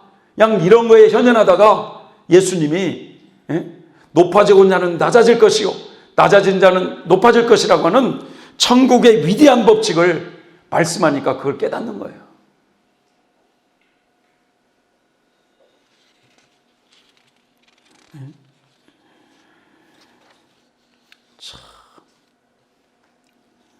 그러니까 그런 모습 속에서 자신의 부끄러운 모습들을 즉시 회개 생활을 통해서 빨리빨리 고칠 것은 고치고 끊을 건 끊고 그렇게 살아야 영적으로 빨리 달려갈 수가 있다는 겁니다.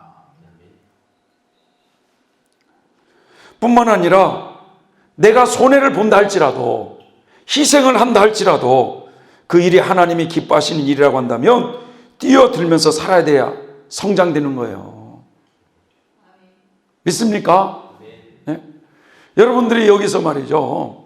진짜 저녁에 강의를 드시려고 여기서 저녁에 밥을 주면은 여기 누구 뭐 저기 백권사님이나 이런 분들이 당연히 설거지 할 것으로 생각하고 그냥 설거지도 안 하고 그러면 성장 되겠어요?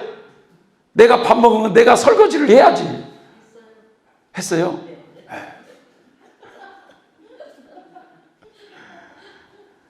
내가 희생하면서 살아야 된다는 거예요. 그러니까.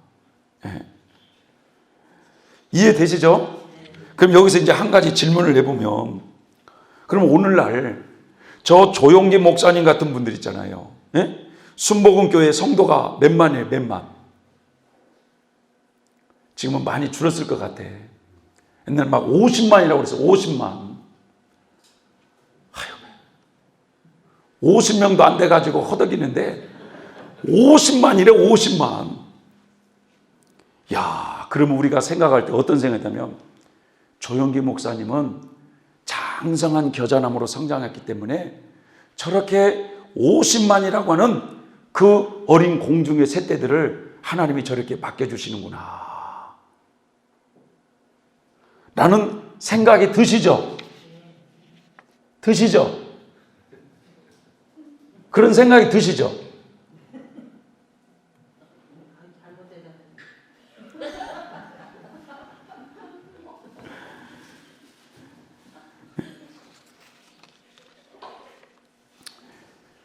양적인 큰 사역을 보면서 수많은 성도들을 양육하고 있기 때문에 저분은 장성한 믿음을 가진 사람이다라고 생각하기가 쉽다는 거예요.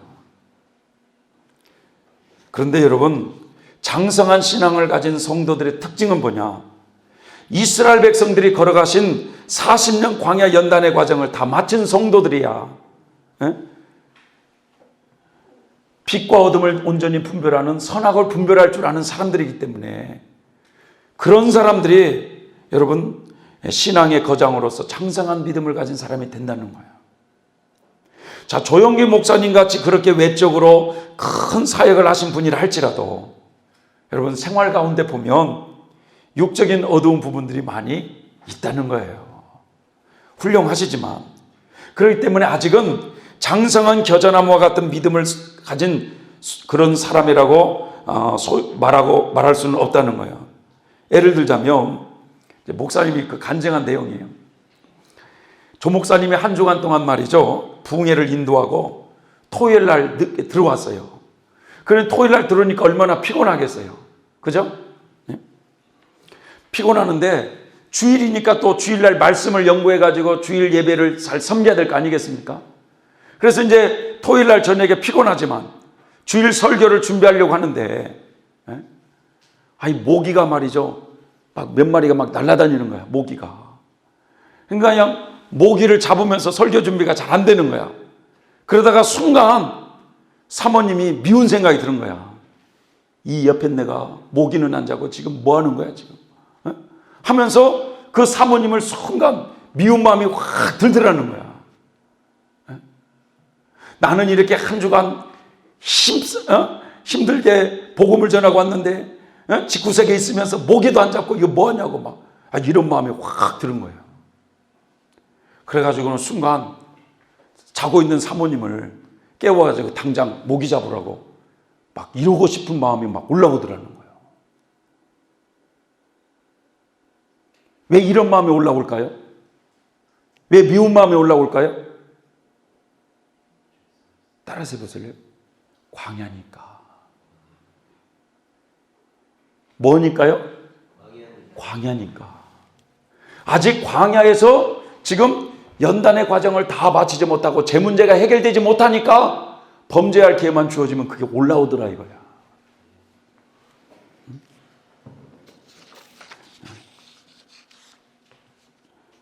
그렇기 때문에 여러분 외적으로 어떤 큰 사역을 한다고 해서 저 사람이야말로 장성한 그런 사람으로 성장했구나. 그러니까 하나님께서 저렇게 많은 성도들을 붙여주시지 이렇게 생각을 해서도 안 된다는 거예요.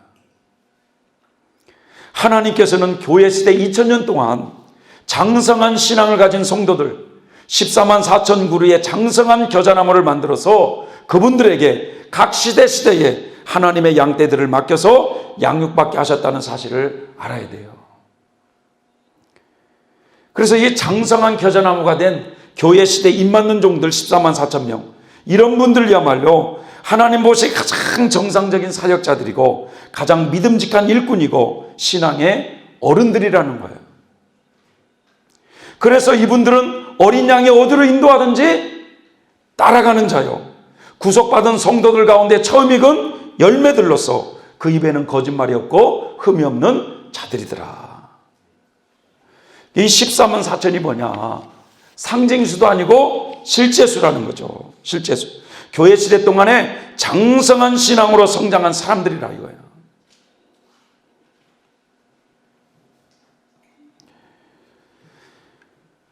그러니까 장성한 겨자나무가 된 성도만이 하나님 보시기에 이렇게 믿음직한 사역자요, 정상적인 사역자라고 생각하니까 그러면 아직 장성한 겨자나무가 되지 못한 사람은 하나님의 목양 사업을 해서는 아니 되겠네. 이렇게 또 생각하기가 쉽잖아요. 그렇지 않다는 거예요. 예수님이 전도자를 파송시킬 때 12제자만 파송시킨 게 아니라 70인의 제자들도 전도하라고 파송시킨 것처럼 아직은 우리가 장성한 겨자나무가 되지 못한다 할지라도 처음부터 말이죠. 출발할 때부터 아주 막 뜨겁게 철저하게 훈련을 잘 받으면 적극적으로 실수를 중간중간에 한다 할지라도 사명을 위해서 충성해야만 장성한 겨자나무로 빨리 나아갈 수가 있다는 거예요. 자, 겨자씨 비유의 결론이 뭐냐 이거예요. 결론은 하나님께서는 하나님의 목양 사업을 어떤 사람에게 맡겨서 이끌어 오시느냐. 그것은 바로 장성한 겨자나무로 성장한 사람들에게 하나님의 어린 양떼들을 맡기셔가지고 하나님의 목양 사업을 이렇게 지금까지 해 오셨다는 거. 이걸 말씀을 하고자 하는 거예요. 그래서 바로 이 장성한 겨자나무가 어떤 분들인가를 얘기해 주는 거예요. 또 봅시다. 또 비유로 말씀하시되 천국은 마치 여자가 가루 서말 속에 갖다 넣어 전부 부풀게 한 누룩과 같으니라. 여자가 가루 서말 속에 누룩을 넣었더니 그 누룩이 온전히 부풀어 올랐다는 거예요. 천국은 이와 같다는 겁니다. 자, 먼저 부분적인 해석을 보면은요. 부분적인 해석을 보면 여자가 누군가? 가루 서말이라는 건 무엇을 의미할까?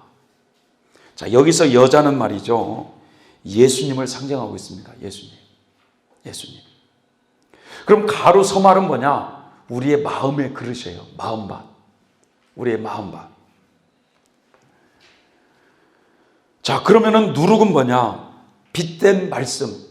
실천해야 될 하나님의 교훈. 그 바리새인의 누룩을 조이하라 그런 말 있잖아요. 이게 빛에 대한 말씀. 실천해야 될 하나님의 교훈이라 이거죠. 자, 그러면 이 누룩이 말이죠. 그 가루 서말 속에 처음 넣게 되면 여러분 넣자마자 금방 부풀어 오르게 됩니까? 아니죠. 시간이 필요한 거예요. 시간이. 그렇죠. 그러면 가루 서말 속에 누룩을 처음 넣은 상태가 무슨 상태죠? 출애굽이죠. 출애굽. 자, 복음을 처음 들었을 때 싹이 난 거예요, 이제. 이스라엘 백성들의 모형적 진리를 보면 출애굽 상태. 자, 그러면 여기서 누룩이 이제 출애굽을 해서 이제 점점 부풀어 오른다는 의미가 무슨 뜻이냐. 나중에 여러분, 누룩이 점점 온전히 다 부풀어질 때 빵을 만들기 위한 거거든요. 빵을 만들기 위한 재료로 쓰이는 거예요. 그러면 여기서 누룩이 점점 부풀어 오른다는 것은 뭐냐? 영적으로 점점 성장돼 가고 있다는 거거든요. 다시 말해서 장성한 겨자나무가 되기까지, 즉 빛에 대한 하나님의 말씀이 그 사람의 행실을 점점 지배해 가지고 부풀어 오르게 한다 이거예요. 성령께서 우리 마음에 오시면 여러분, 그분이 점점 우리의 행실을 다듬어 가시잖아요. 그러지 않습니까, 여러분? 예? 예. 그래서 완전히 이제 누룩이 부풀어 올랐다. 그것은 빵을 만들기 위하여 가루 반죽에 누룩을 넣었을 때 점점 부풀더니 이제는 완전히 부풀어 오른 상태. 누룩이 완전히 부풀어야만 빵을 만드는 재료가 될 수 있듯이 하나님께서 쓰시기에 합당한 사역자를 만들기 위해서는 가루 서말이라고 하는 사람의 마음의 그릇에 빛에 대한 하나님의 말씀을 넣어 주셔가지고 행실 전체를 부풀게 오르게 하신다는 거예요. 그래서 완전히 부풀어 오른 가루 반죽이 되었을 때 빵의 재료로 사용되어진다 이거죠. 다시 말해서 완전히 부풀어 오른 상태가 되어야만 하나님의 합당한 일꾼으로 쓰임받는다 이거예요. 행실이 전부 빛에 대한 말씀으로 부풀어 올라야만 하나님의 귀한 사역자가 될 수가 있습니다. 디모데후서 2장에 보면 큰 집에는 금과 은의 그릇이 있을 뿐만 아니라 나무와 질그릇도 있어 귀 쓰는 것도 있고 천이 쓰는 것도 있나니 그러므로 누구든지 이런 것에서 자기를 깨끗하게 하면 귀 쓰는 그릇이 되어 거룩하고 주인의 쓰심에 합당하며 모든 선한 일에 예비함이 되리라. 이 말씀에 무슨 말씀입니까? 자기를 깨끗하게 하는 것이 귀에 쓰이는 그릇이 된다는 거예요. 자, 누룩이 점점 부풀어 오른다고 하는 것은요, 여러분, 예수님의 인격으로 점점 변화되어 간다는 뜻이거든요. 그러니까 누룩이 점점 부풀어 오른다고 하는 것은, 여러분, 내 중심적인 생활이 하나님 중심적인 인격으로 점점 바뀌어 가더라 이거죠. 누룩이 점점 부풀어 오른다고 하는 것은 성령께서 성도들의 마음을 더 지배하고 역사해서 점진적으로 행실이 정결해져 가고 있다는 의미예요. 그래서 여러분, 이 광야 연단 과정이 무슨 과정이냐? 우리의 행실을 정결케 하는 과정이잖아요. 그 말은 다른 말로 표현하면 바로 누룩이 점점 부풀어 오르는 과정이라 이거예요. 그래서 이 광야에서 우리에게 하나님이 말씀도 주시고 또 떠오르는 마귀도 예비하셔 가지고 연단을 받게 하시면서 말씀 지키는 훈련을 시키는 거죠. 우리에게 원수를 사랑하라, 내 이웃을 내 몸처럼 사랑하라, 오른편 뺨을 치면 왼뺨도 돌려대라, 겉옷을 가지려고 하면 속옷까지 벗어줘라. 자, 이런 말씀들을 주시지만 이런 말씀들을 우리가 실천하지 아니하면 하나님의 좋은 일꾼이 될 수가 없는 거예요. 그러니까 여러분, 말씀을 실천하지 않는 사람들, 돌밭이나 가시밭 같은 사람들은 하나님의 좋은 일꾼이 될 수가 없어요. 말씀을 지키려고 몸부림치면서 때로는 거기에 넘어지면 빨리빨리 회개하고 그러면서 어떻게 하든지 예수님의 선한 마음을 품으려고 하는 것이 좋은 밭으로 열매를 맺는 거예요. 좋은 밭으로. 그래서 아직은 우리가 이 광야길을 걸어가고 있지만 우리가 실수할 수도 있지만 빨리빨리 속에서 털어버리라는 거지.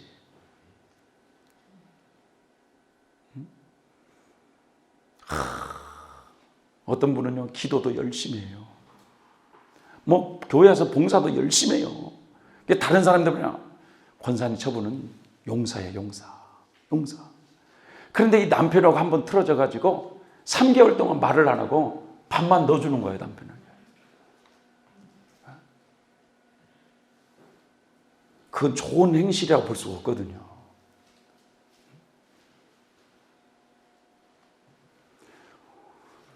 우리는 빨리빨리 털어버려야 될 줄 믿습니다. 네? 그러니까 예수님은 제자들에게 이 광야 연단 과정에서 그때그때 필요한 빛에 대한 말씀을 공급해 주셔가지고 계속 그 말씀을 실천하는 그런 사람으로 훈련을 시켜갔다는 거예요. 그것이 행실이 부풀어 오르는 거예요. 여러분, 높아지고자 하는 자는 낮아질 것이라는 이런 말씀을 주시고, 주님을 따르고자 하는 제자 어떤 한 사람에게 아버지가 죽었으니까 장례 치르고 가겠다고 하니까 예수님은 또 뭐라고 말씀해요? 죽은 자는 죽은 자에게 맡기고 너는 나를 따르라. 쟁기를 잡고 뒤를 돌아보는 자는 내게 합당치 않다. 그러니까 그때그때 빛에 대한 말씀을 주셔가지고 제자들로 하여금 계속해서 부풀어 오르도록 이끌어 가셨다는 거예요. 자녀들에게 짜증내는 것을 과거에는 죄로 여기지도 않다가 이런 빛된 말씀을 통해서 자녀들에게 짜증을 내리고 소리를 짓던 이런 것들 하나하나가 큰 죄라는 것을 깨달아 철저히 회개하면서 자기 행실을 고치고 나아가는 것, 이것이 바로 누룩이 점점 부풀어 올라가고 있는 거예요. 하나님은요, 이 광야 연단 과정 속에서 40년 광야 연단 과정 속에서 우리의 행실이 점점 빛을 따라 나아가기를 원하고 있습니다. 그래서 사실은 우리가 이렇게 그리스도의 초보적인 단계를 벗고 난 다음에 본격적으로요, 요 자아가 깨어져가는 요 과정 속에서 계속 내 자신을 죽이고 예수님 중심적으로 인격으로 변화되려고 몸부림을 쳐야 돼요. 사실 하나님을 간절히 찾으려고 하고, 그런 몸부림이 없이는 좋은 사역자가 될 수가 없어요. 여러분, 교회 시대에 자 보세요. 누룩에 의해서 완전히 부풀어 오른 가루 반죽은 이제 빵을 만드는 재료로 사용되잖아요. 이처럼 하나님께서는 빛에 대한 모든 말씀을 철저하게 실천하는 사역자를 만들어 가지고 하나님의 모양 사업에 사용하신다는 것을 상징적으로 말하고 있어요. 그러니까 교회 시대 입맞는 종 14만 4천이 어떤 분들이냐? 어떤 분들이냐?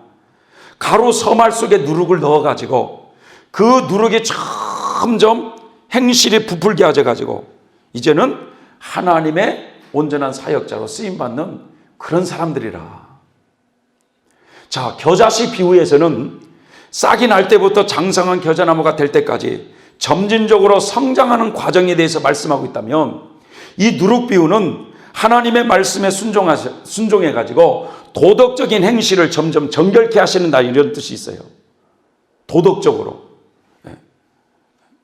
그래서 누룩이 온전히 부풀어 오른 것이나 겨자나무가 장성한 겨자나무로, 겨자씨가 장성한 겨자나무로 성장된 거나 같은 원리예요.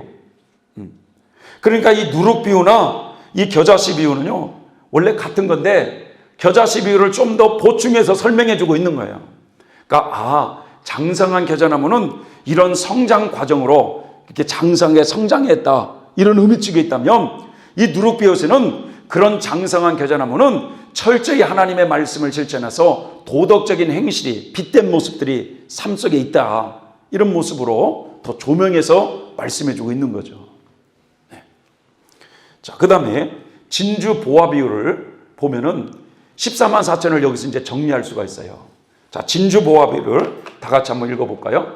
시작. 천국은 마치 밭에 감추인 보화와 같으니 사람이 이를 발견하고 숨겨두고 기뻐하여 돌아가서 자기의 소유를 다 팔아 그 밭을 샀느니라. 또 천국은 마치 좋은 진주를 구하는 장사와 같으니 극히 값진 진주 하나를 만남에 가서 자기의 소유를 다 팔아 그 진주를 샀느니라.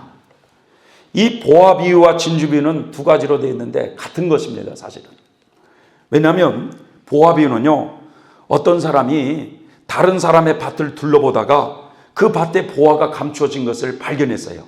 그래서 너무 기뻐가지고 자기 집에 돌아가서 자기의 소유를 다 팔아가지고 그 밭을 자기 것으로 샀어요. 자, 그 밭을 자기 것으로 샀으니까 보화가 누구 것이 되겠어요? 자기 것이 되는 거죠.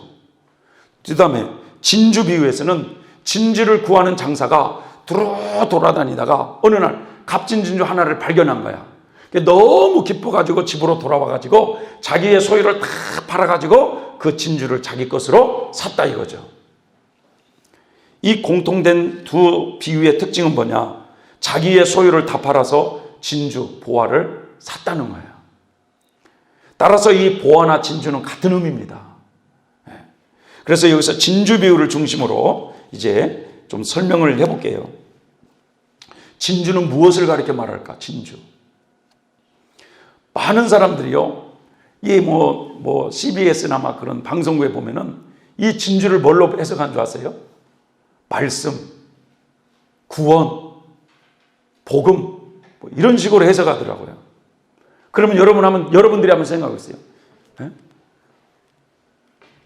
말씀을 얻기 위해서 여러분의 모든 소유를 다 팔았어요? 아니잖아요. 네? 그런 의미가 아니에요, 진주는 여기서. 그럼 진주는 뭐냐? 진주는 뭐냐? 마태복음 19장에 보면 그 부자 청년이 예수님께 어떻게 하면 영생을 얻겠냐고 물었어요. 그러자 예수님은 네가 생명에 들어가려면 계명들을 지키라고 하면서 그 10계명을 얘기했어요.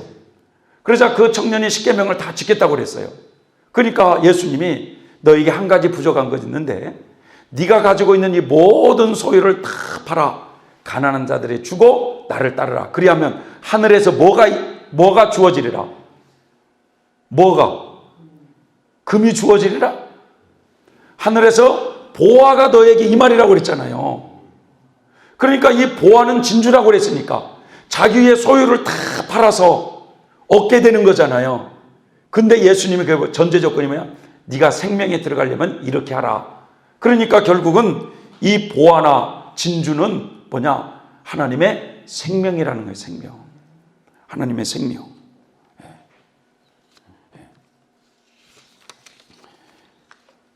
자, 그러면 여러분, 진주는 하나님의 생명인데 진주를 구하는 장사가 누굴까요?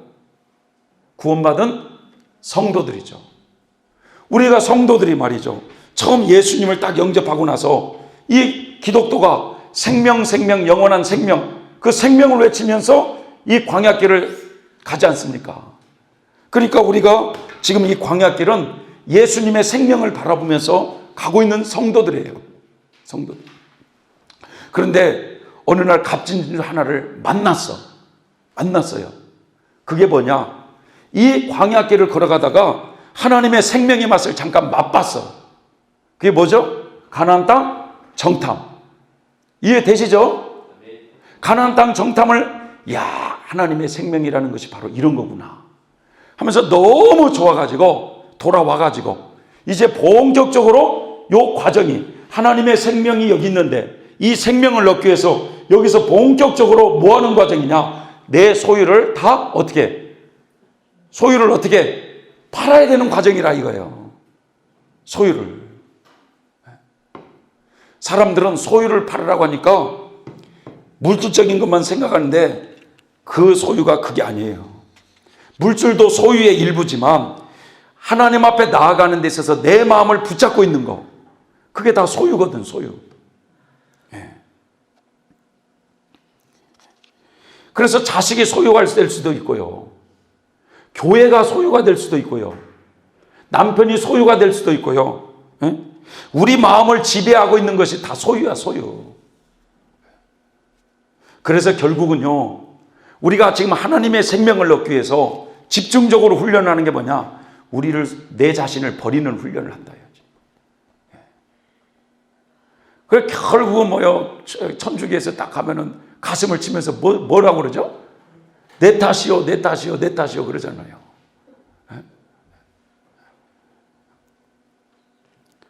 그러면 드디어 여러분, 그래서 분명히 지금 이 광야길에는 생명이 있어요, 없어요? 광야길에는 없어요. 여러분, 그래서 이 광야는 이제 본격적으로 생명의 맛을 잠깐 맛보고 여기서 소유를 버리는 과정인데, 세 번째 연단 과정 가면 집중적으로 소유를 다 버리는 과정이에요. 그러니까 이 세 번째 연단 과정은 대환란에 가면 본의 아니게 적그리스도를 하나님이 예비해 가셔가지고 우리의 소유를 다 내려놓게 하시더라 이거예요. 결국은 뭐냐? 우리에게 생명으로 거듭나게 하시려고.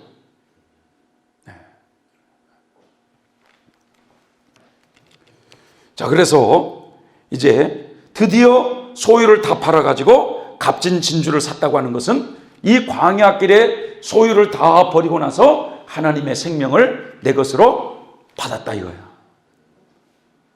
받았다. 자, 그럼 진주 보화비의 결론은 뭐냐?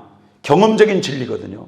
이게 영적 성장론에 맞춰서 해석해야만 이게 정확히 해석할 수가 있는 거예요. 자, 한번 지금까지 그러면 이제 여러분 정리를 해볼게요. 우리가 씨 뿌리는 비유 기억나시죠? 그 다음에 겨자씨 비유, 그 다음에 누룩 비유, 그 다음에 진주 보화 비유. 이 결론이 뭐냐? 장성한 겨자나무가 어떤 사람인가를 여기서 정립을 해준다 이거예요. 자, 휴거되는 성도가 어떤 성도냐? 장성한 신앙을 가진 성도가 되었다고 하는 것은 어떤 것을 말하느냐? 입 맞는 종 14만 4천은 어떤 분들인가? 자, 보세요. 어떤 사람 보니까요, 사랑 실천을 너무너무 잘하시는 분이 있어요. 너무너무 사랑 실천을 잘해. 그러니까 딱 뭐냐? 야, 저 사람은 장성한 겨자나무야. 저 사람은 휴거될 거야. 이렇게 또 생각하는 사람도 있고요. 말하는 사람도 있고. 어떤 사람은요, 수많은 성도들을 깃들이니까 저 사람은 장성한 겨자나무가 돼서 휴거될 거야 아마.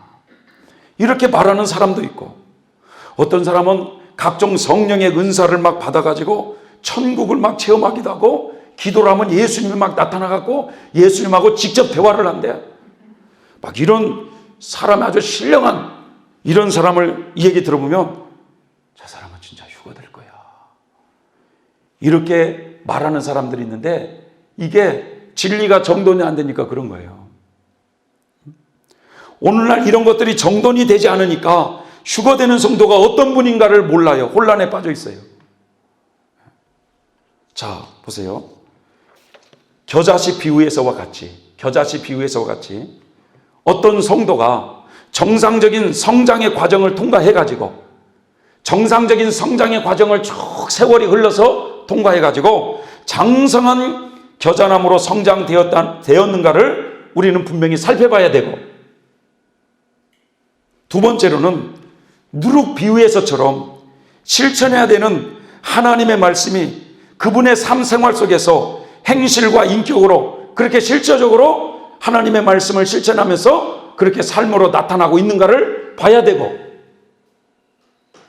진주 보화의 비유에서 알 수 있듯이 자신의 모든 소유를 다 팔아 하나님의 생명이 내주 합일된 경험을 실제적으로 하고 있는지 살펴봐야 되고,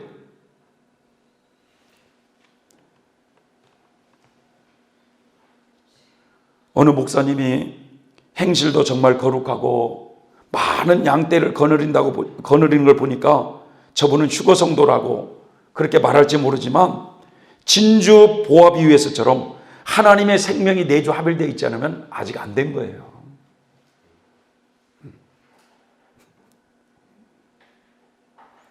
우리 선교사님 오빠는 휴거된다고 그랬잖아요. 아니 휴거될 거라고 그랬잖아요. 예? 아니 휴거될 수도 있지. 예. 그런데 문제는요, 하나님의 생명이 내주 합일된 사람은 어떤 현상이 나타난 줄 아세요?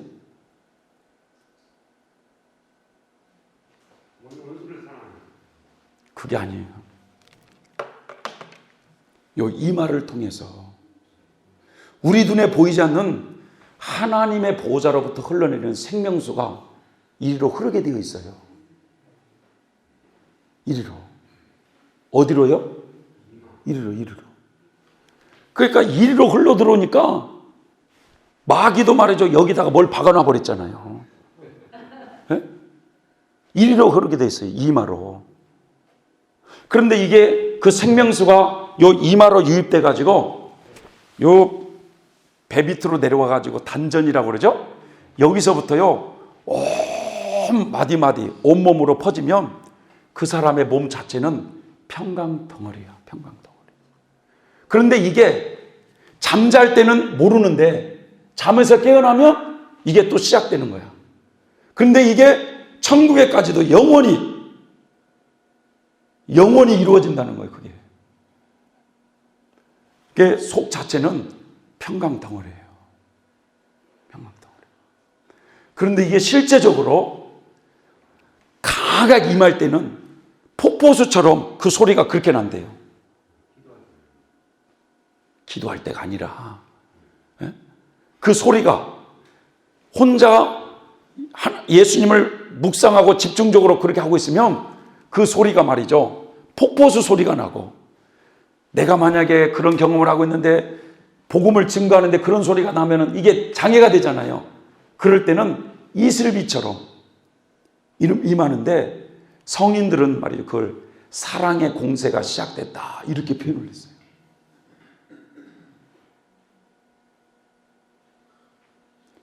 이건 경험적인 거기 때문에 경험하지 않은 사람은 모르는 거예요, 이게. 그러니까 어떤 사람이 휴거되느냐, 이 조건이 다 맞아야 되는 거야. 하나님의 생명으로 거듭나서 광야의 길을 걸어서 소유를 다 팔아가지고 하나님의 생명으로 거듭나서 이 생명수가 끊임없이 유입되고 있는지, 그리고 그 누룩 비유에서 하나님의 말씀을 행실 가운데 그렇게 철저히 실천하는 그런 빛된 모습이 나타나는지, 영적으로 성장 과정을 정상적으로 밟아서 그렇게 영적으로 저 높이 성장의 과정을 성장해서 씨 뿌리는 비유처럼 좋은 밭이 되어서 30배, 60배, 100배의 열매를 맺고 있는지 이걸 확인해야 된다 이거예요. 이게 종합적으로 다 이루어져야 이게 하나님의 입맞는 종 14만 4천이 된다는 거예요.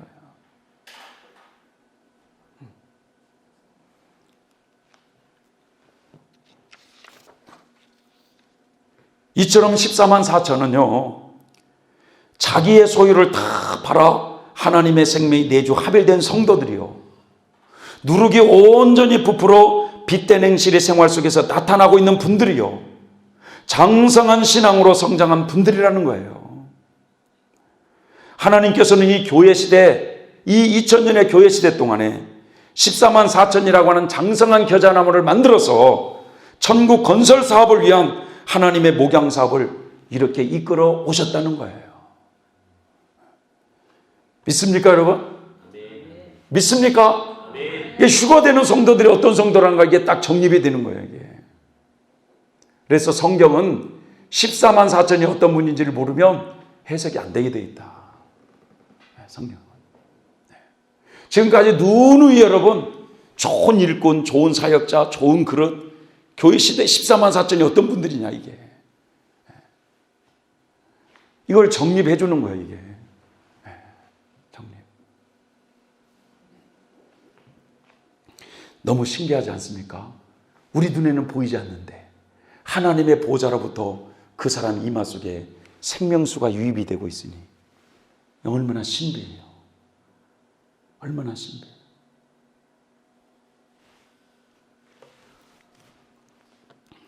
자, 그 다음에 666이 이제 또 뭔가를 또 이제 여기서 가라지 비유에서 정립을 해줘요. 가라지 비유에서.